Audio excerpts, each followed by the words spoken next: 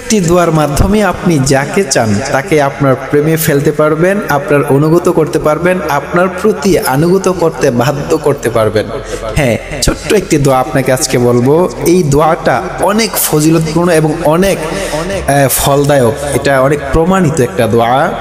আপনি এই দোয়াটা যদি পড়ে গোলাপ ফুলের মধ্যে ফু দিতে পারেন, 40 বার পড়বেন, 40 বার পরে গোলাপ ফুলের মধ্যে ফু দিয়ে এই ফুলটা আপনি যাকে শুকাবেন সে আপনার প্রেমে পড়তে বাধ্য। আপনি যাকে শুকাতে চান, আপনি যদি কারো ভালোবাসা পেতে চান, কারোর সাথে সহানুভূতি পেতে চান, কারোর সাথে সম্পর্ক করতে চান, কারো ভালোবাসা যদি আপনি পেতে চান, তাহলে আপনি এই আমলটা করে দেখুন। ইনশাল্লাহ দেখবেন সে আপনার প্রতি অনুগত হয়ে যাবে, আপনার বাধ্য হয়ে যাবে।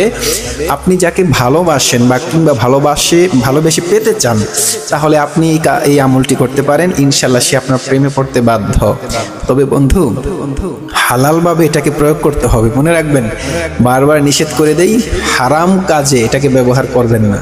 যাকে আপনি বিয়ে করতে চান, যাকে আপনি ভালোবাসতে চান, যাকে আপনি হালালভাবে আপনার জীবন সঙ্গী করতে চান, যাকে আপনি মনে করেন যে তাকে দিয়ে আপনার জীবনটা সুখের হবে, এমন যদি আপনি মনে করেন, তাহলে তাকে আপনি এই আমলটা করতে পারেন, এই আমলটা প্রয়োগ করতে পারেন। এছাড়া খারাপ কোনো উদ্দেশ্যে, অন্য কোনো পরকীয়ার উদ্দেশ্যে এটা করবেন না প্লিজ। যদি করেন, এতে করে আপনি গুনাহগার হয়ে যাবেন। দোয়াটা কি?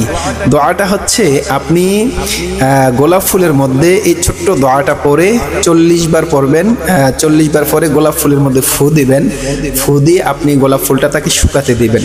দোয়াটা হচ্ছে বিসমিল্লাহির রহমানির রহিম, আল্লাহ তাআলু আলাইয়া ওয়া আতুনি মুসলিমিন।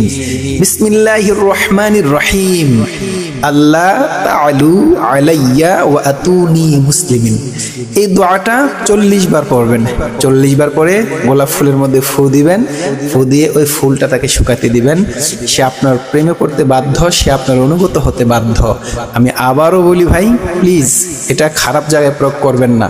কোরআন হাদিসের মধ্যে এই বিষয়গুলো দেওয়া হয়েছে যাতে আপনি হালালভাবে যদি কাউকে পেতে চান, কারো ভালোবাসা পেতে চান, কারো ভালোবাসায় সিক্ত হতে চান, তাহলে সেক্ষেত্রে আপনি এটাকে ব্যবহার করবেন। আজকের জন্য এই পর্যন্ত ছোট্ট একটা ভিডিও আপনাদের জন্য দিলাম।